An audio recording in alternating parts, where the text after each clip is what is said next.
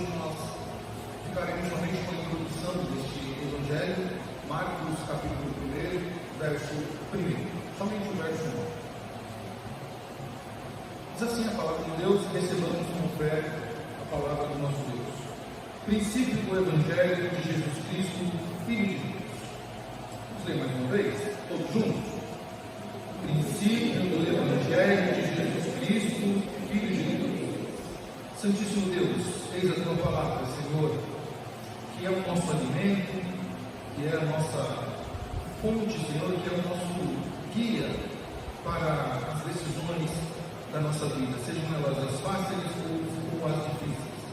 É ela, Senhor, a tua palavra que nos revela o teu amor, a tua graça, a tua bondade e o plano gracioso e amoroso do Senhor em enviar Jesus Cristo para nos salvar. Por isso, neste momento, abre os nossos ouvidos, ó Deus, para ouvir a tua palavra. E que não somente, Senhor, desça aos nossos ouvidos, mas que penetre no nosso coração, para que possamos absorvê-la e praticá-la no nosso dia a dia. Assim oramos, em nome de Cristo Jesus. Amém. Meus irmãos, o Evangelho é a história de Jesus Cristo entre nós. Isso é Evangelho. O que é Evangelho? É a história de Jesus Cristo entre nós. O Evangelho é também o conteúdo da mensagem pregada por Jesus quando ele viveu entre nós. Então, o que é Evangelho? O Evangelho é a história de Jesus entre nós e também é o conteúdo, as informações das mensagens, dos ensinamentos pregados por Jesus quando ele viveu entre nós há mais de 2000 anos atrás. E é por isso que o Evangelho de Marcos começa dessa maneira: princípio do Evangelho de Jesus Cristo, Filho de Deus. E esse início aqui, esse princípio, a palavra princípio é início, né?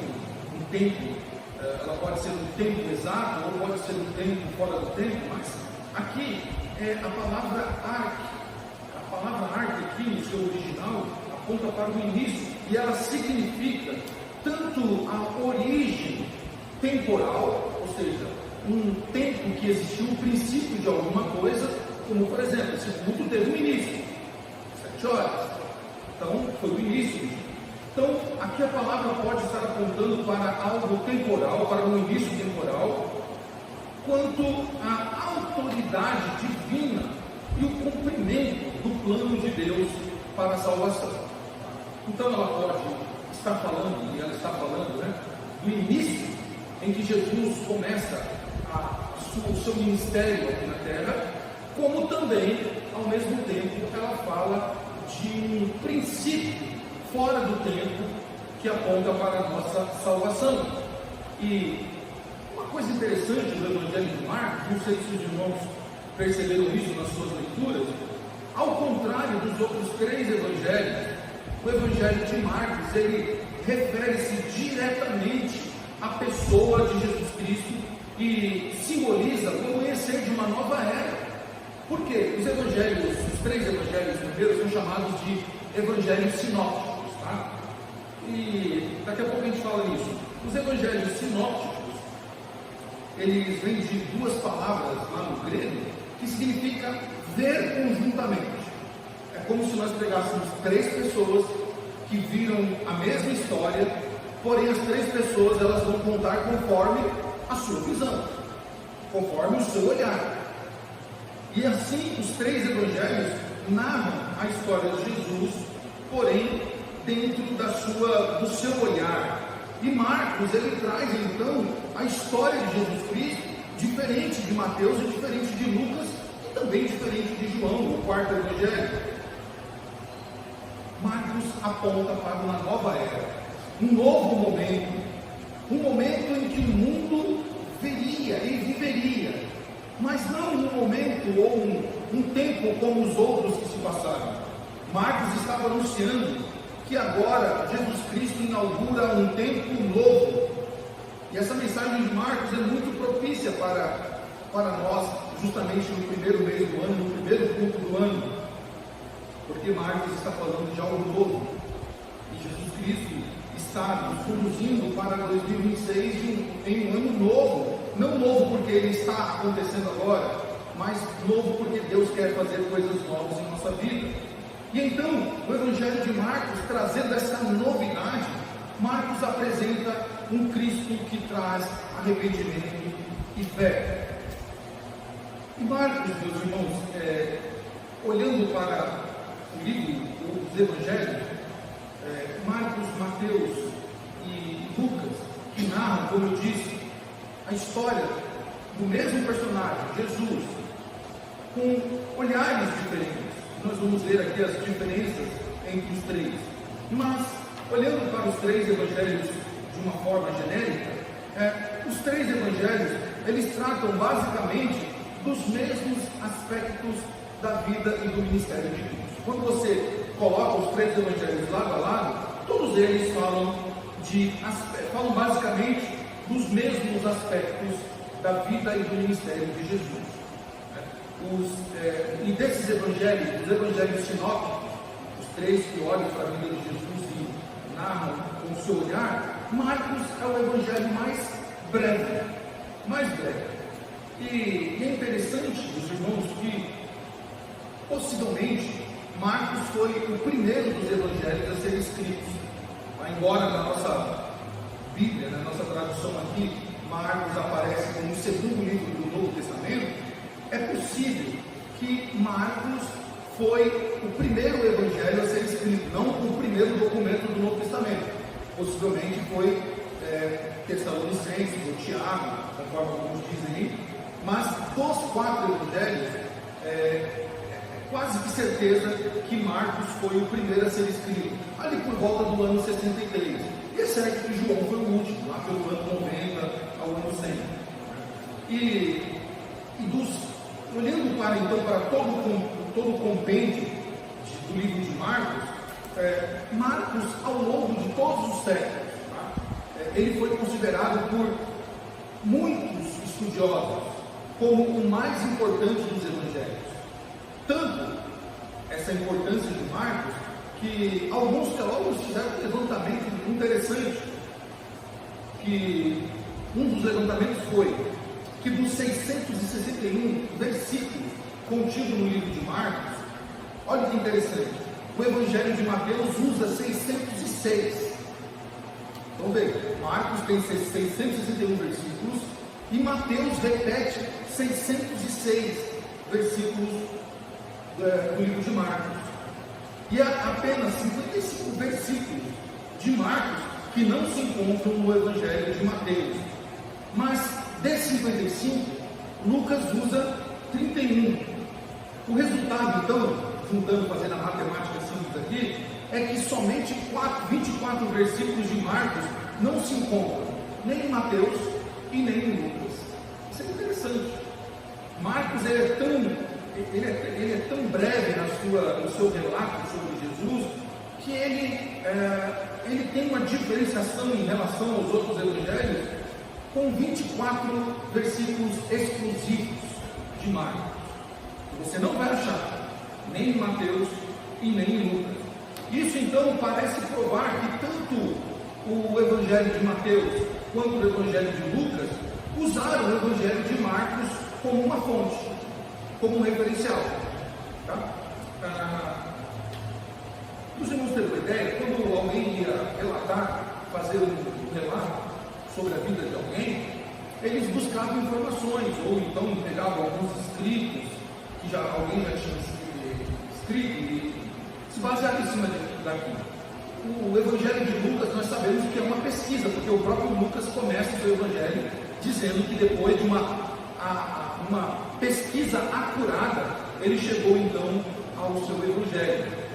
E tudo indica então que tanto Marcos, Mateus quanto Lucas, eles usaram como fonte o Evangelho de Marcos. Mas quem era Marcos? Marcos era um apóstolo?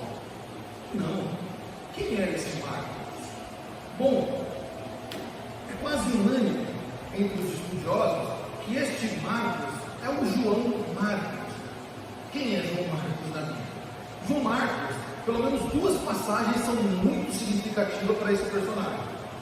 Este, João Marcos, é aquele que, quando Jesus foi preso, saiu correndo envolto num lenço e deixou o lençol, e saiu nu. Deixou o lençol cair no seu corpo e saiu nu, fugindo da guarda imperial que levaria Jesus para ser preso. E esse também é o mesmo João Marcos que Paulo diz para Barnabé, que Paulo e Barnabé têm um duro diálogo ali, uma disputa muito grande, e Paulo não quer que João Marcos vá com ele. Paulo diz, não, ele não, deixa ele aí. Talvez porque era muito jovem, inexperiente, imaturo, mas é certo que Paulo diz, olha, não quero o João Marcos nessa viagem. Então é esse mesmo personagem, João Marcos. Mas por que temos um evangelho escrito por um personagem que ele não é nem um apóstolo e nem um discípulo direto?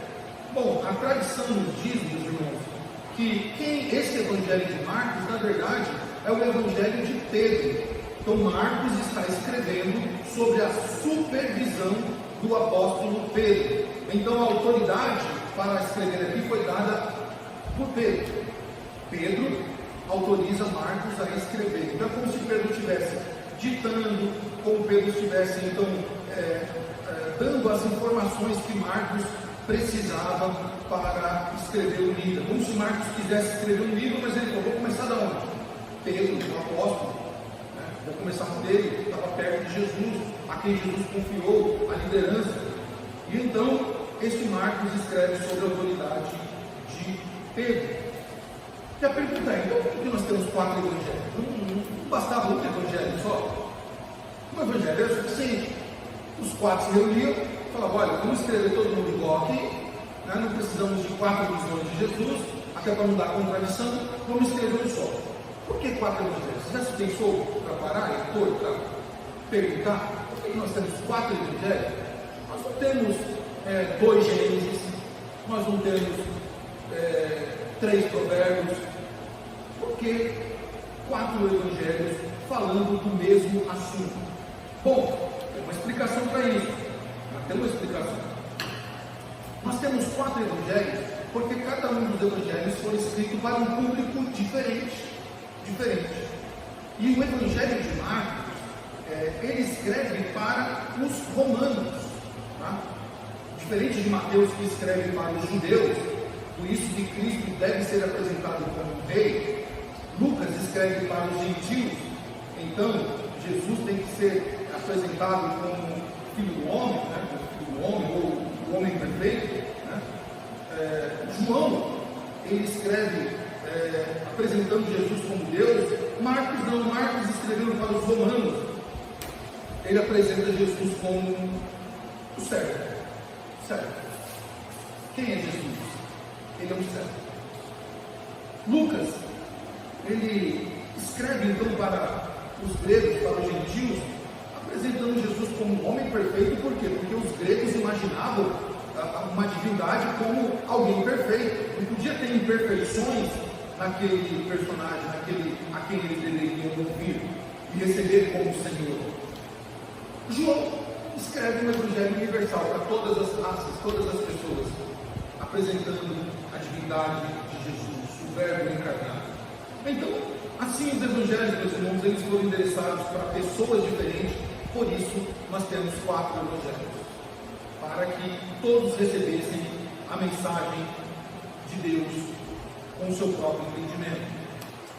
Há um consenso geral entre os estudiosos, entre os teólogos, isso é importante para a nossa formação, é de que, como Marcos foi escrito para os romanos, para os crentes que estavam em Roma ali, ou os cristãos que lá viviam, e essa tese é defendida pelo nosso irmão William Hendricks, e ele apresenta que Marcos foi muito satisfatório, ou Marcos satisfez o pedido urgente daqueles cristãos de Roma para escrever um resumo sobre os ensinos de Pedro.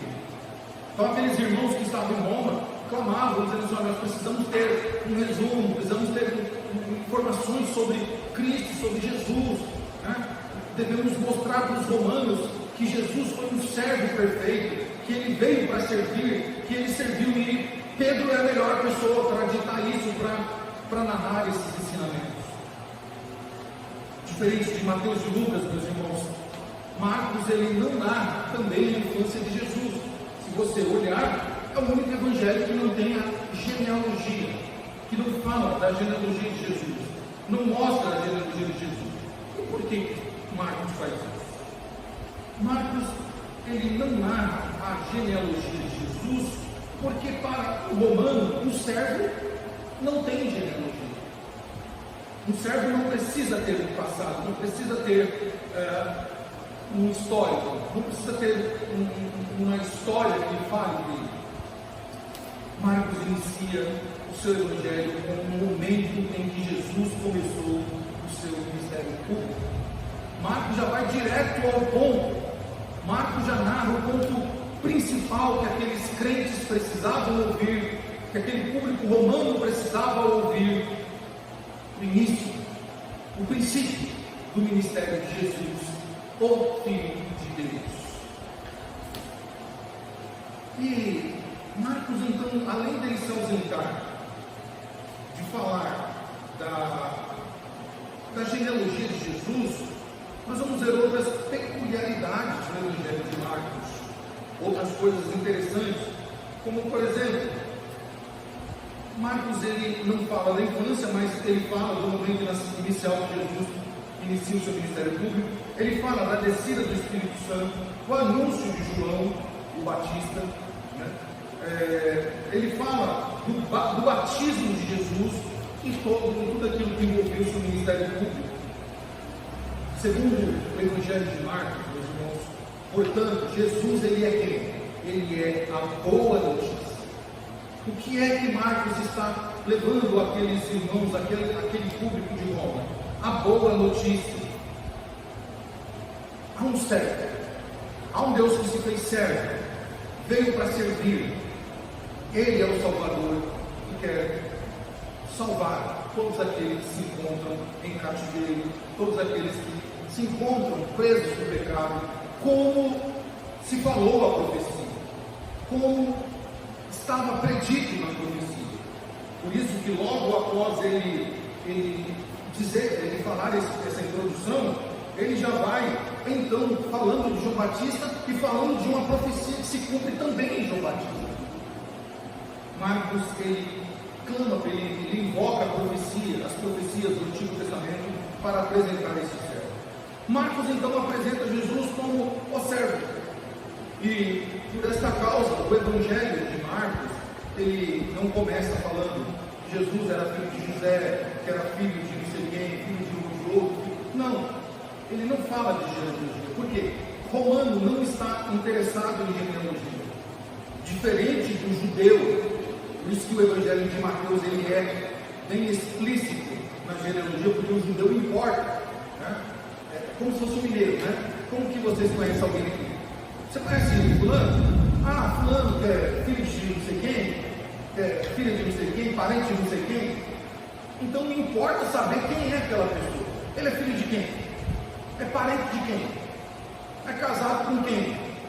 Então veja, nós, os mineiros aqui fazem muito bem isso. E Marcos está escrevendo para um povo que isso não interessa. É como se você fosse para São Paulo ou Rio de Janeiro, não importa quem é seu pai, quem é sua mãe, quem é seu pai. Importa quem é você. Então os romanos não se preocupam com isso, não se preocupam com genealogia, tá? Mas os romanos se preocupam com o quê? Ação.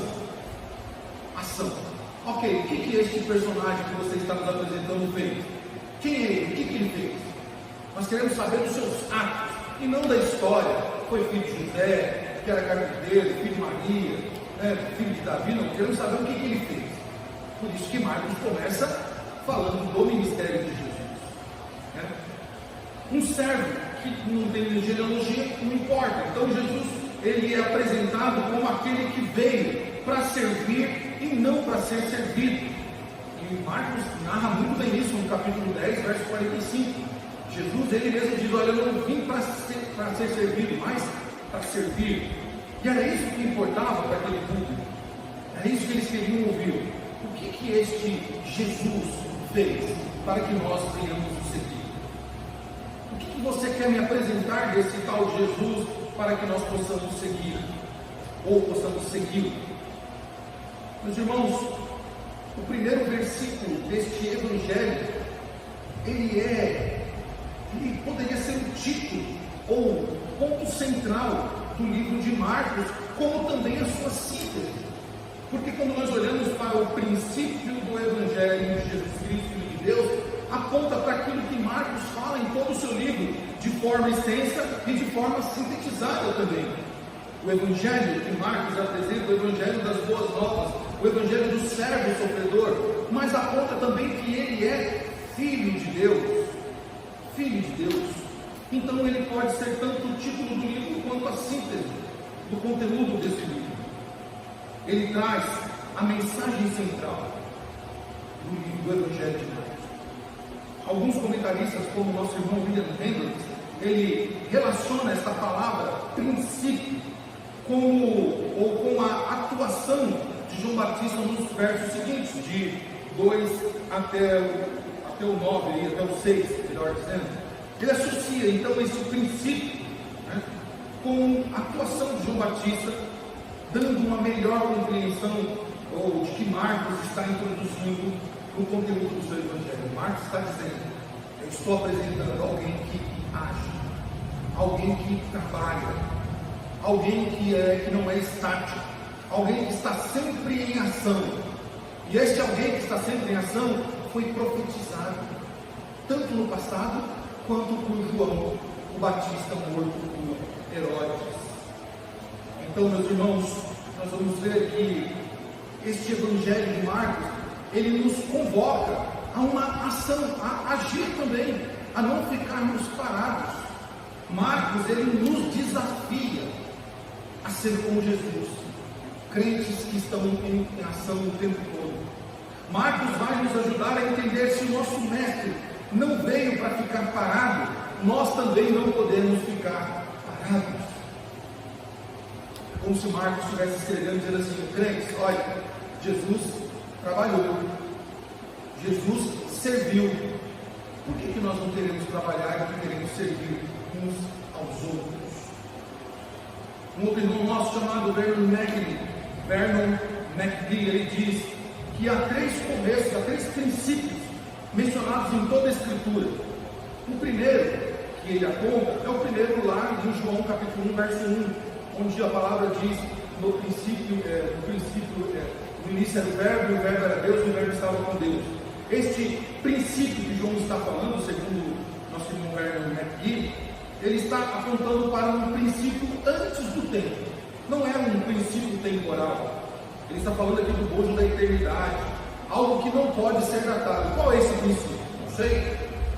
No princípio era o Verbo. Que princípio é esse? Não temos a mínima ideia. É um princípio atemporal, fora do tempo. O segundo princípio que está na Bíblia é o que está narrado em Gênesis 1:1, onde diz que no princípio criou Deus os céus e a terra. Este princípio aqui, segundo Vernon McGee, é o começo, quando nós nos movemos da eternidade para o tempo, ou seja, quando Deus tirou da eternidade e colocou agora um tempo, um início, onde as coisas começam a ser contadas, começam a ser narradas. Então este é o começo em que nós nos movemos. E nenhum estudioso ainda consegue entender ou consegue precisar ou datar este princípio de Gênesis 1, mas ele é um tempo inicial, é um tempo dentro do tempo. Aliás, é um tempo dentro do tempo, um tempo cronológico, um tempo que aconteceu de fato. E o terceiro princípio está narrado justamente aqui em Marcos 1:1. Este princípio começa quando Jesus Cristo se fez carne e habitou entre nós, cheio de graça e verdade. Esse princípio mostra Jesus Cristo como o Evangelho a ser pregado. Este princípio pode ser datado. Tá? Marcos fala do princípio do Evangelho, porque o Evangelho ele se estende, meus irmãos, à obra de Cristo por meio do seu Espírito e também por meio da igreja, conforme Lucas escreve em Atos capítulo 1, verso 1. Então, nós vemos que esse princípio relatado por Marcos é: O momento na história em que o ministério de Cristo começa ou surgiu, que o ministério de Cristo na terra surge, em que Cristo começa a trabalhar, começa a pregar, começa a ensinar, começa a libertar aqueles que estão presos, começa a trazer curas, começa a exercer a sua função de Messias aqui na terra. Marcos, meus irmãos, começa a sua história de um Jesus que já existia há muito tempo atrás, porque a continuação do verso 1 é dizendo que esse é o início, eu estou narrando o início do momento em que Jesus começa a fazer os seus milagres, as suas curas, começa a ensinar, mas Marcos diz que este evangelho que Jesus está pregando, né, é o evangelho pregado pelo Filho de Deus.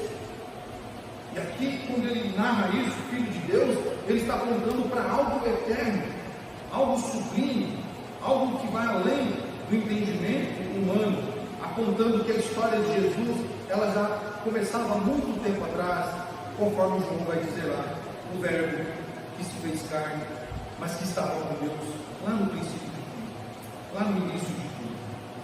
Meus irmãos, o Evangelho de Marcos é um desafio para mim e para você. Ele é o Evangelho de Jesus Cristo, que é nos dado para que nós preguemos esse Evangelho, para que nós anunciemos esse Evangelho que tem uma verdade carregada nele. Qual é a verdade? O Evangelho que eu e você pregamos não é o Evangelho de um grande filósofo, não é o Evangelho de um grande cientista, não é o Evangelho de um grande artista, não é o Evangelho de uma grande personagem em todas as eras que existiram. Este Evangelho é o Evangelho do Filho de Deus. É o Evangelho do Filho de Deus. O Evangelho, meus irmãos, enquanto história, ele não acaba. E não acabou ainda. Nós estamos anunciando esse Evangelho. O Evangelho ele continua sendo escrito e continua sendo pregado. Escrito como? Não de forma revelada, como foi aqui para os apóstolos, mas esse Evangelho continua sendo escrito quando eu e você deixamos Jesus viver a nossa história, ou viver a sua história na nossa, melhor dizendo, né? Quando nós permitimos que Cristo viva em nós e viva a sua história em nós, então o Evangelho está sendo escrito e as pessoas estão sendo evangelizadas. Isso chama-se testemunho. O que é o testemunho? É quando a sua vida está sendo vivida na vida de Cristo. É quando Cristo vive em nós. Então, este Evangelho é pregado pelo nosso testemunho, é anunciado aos quatro cantos do mundo. Nós escrevemos o Evangelho quando fazemos o que Jesus fez e ensinamos o que Jesus ensinou. Veja, Marcos convoca a mim e a você para agirmos, para sermos servos. E servo trabalha, servo não questiona, servo trabalha. Servo, ele está sempre agindo, sempre fazendo ou cumprindo uma ordem. E a ordem é para nós pregar o Evangelho. Como termina o capítulo 16 de Marcos, ou capítulo 15, nós dizemos, aquele versículo que nós sabemos de cor e salteado, né? Talvez não pratiquemos, mas sabemos. Ide por todo mundo, pregar o Evangelho a toda criatura. Quem crê e for batizado, será salvo. Sabemos de cor, talvez não cumprimos. E Marcos então nos desafia dizendo: haja, tenha atitude, porque aquele a quem eu escrevi a história, ele serviu, ele trabalhou, ele agiu durante todo o seu ministério, ele não ficou parado.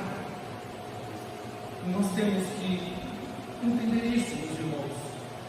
Temos que agir.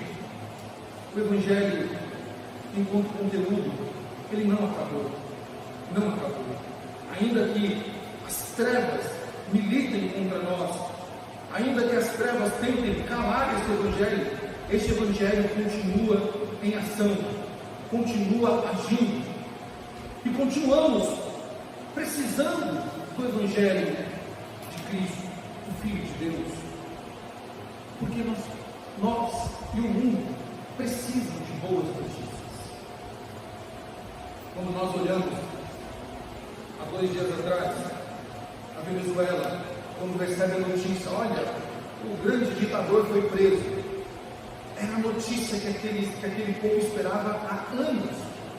Que boa notícia foi para aquele povo acordar e saber que agora eles não seriam mais tratados como bichos, que eles não seriam mais escravizados dentro de uma ideologia. Que notícia boa para aquele povo, que agora eles não teriam a sua liberdade cerceada. Que boa notícia para os venezuelanos, que agora eles poderiam dizer, agora nós vamos poder ter um presidente que nós escolhemos, não vamos mais ser coagidos, não teremos mais pessoas presas e nem mortas. Que boa notícia. Mas nós temos uma notícia muito maior e muito mais bela, não só para os venezuelanos, mas para os brasileiros, para os argentinos, para os peruanos, para os americanos, para a Europa, para a Ásia, para a Oceania, para todos os povos. A mensagem das boas novas de Jesus Cristo é a melhor notícia que o homem pode ter, meus irmãos. É a melhor notícia que um ser humano pode ter. O Evangelho é a história e a mensagem de Jesus, o que Ele fez e o que Ele faz por mim e por você. O que Ele fez está registrado nas Escrituras. Basta ler, está registrado tudo o que Ele fez aqui. João, usando de uma hipérbole, João diz assim, que se fosse para escrever tudo o que Jesus fez, curas, sinais, milagres, os livros do mundo inteiro não conteriam os feitos de Jesus. João está querendo dizer assim, o que nós escrevemos foi pouco diante do que Ele fez.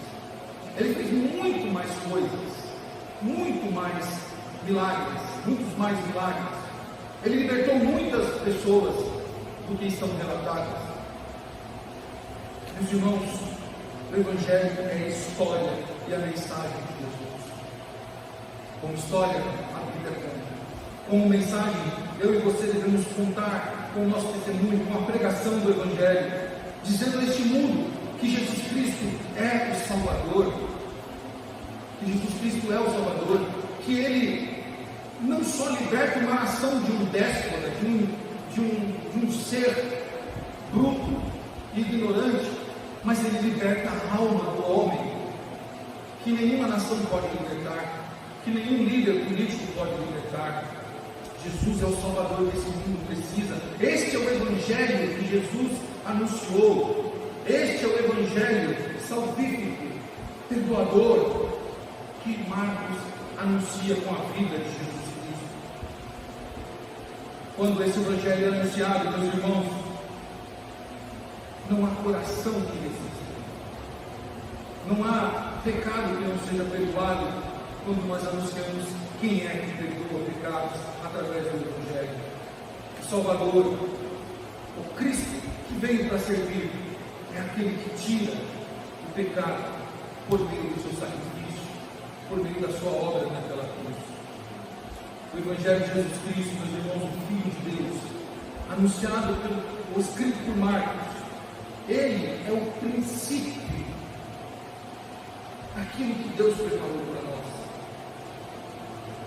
Nosso ponto de partida deve ser o Evangelho de Jesus Cristo. Nós não chegaremos às pessoas, nós não conseguiremos um diálogo com alguém se não iniciarmos no princípio o Evangelho de Jesus Cristo, o Evangelho libertador, o Evangelho que transforma a vida daquele povo. Nossa vida começa com Jesus, ela caminha com Jesus e ela terminará em Jesus. E quem quer ser completamente feliz, quem quer viver uma vida de bonança. Quem quer realmente ter segurança que após a sua morte viveremos em um novo lugar, repleto de felicidade, harmonia e amor, precisa partir deste pressuposto, do Evangelho de Jesus Cristo, o Filho de Deus. Por isso, meus irmãos, creiamos no Evangelho, vivamos no Evangelho, trabalhemos com o Evangelho, e não sejamos apenas teóricos, não sejamos apenas observadores, creiamos no Evangelho, creiamos com prática e com atitude neste Evangelho transformador, que transformou a nossa vida e que continuará transformando a vida de muitos outros que ainda ouvirão o Evangelho através de mim e através de você. Esta voz maravilhosa, a voz do Evangelho, que precisa ainda alcançar muitos outros. Jesus disse que o Evangelho do Reino seria pregado por todo mundo e aí viria o fim. Então, meus irmãos, convocados somos pelas Escrituras a ser servos do Senhor e a pregar o Evangelho para que este mundo conheça o Salvador.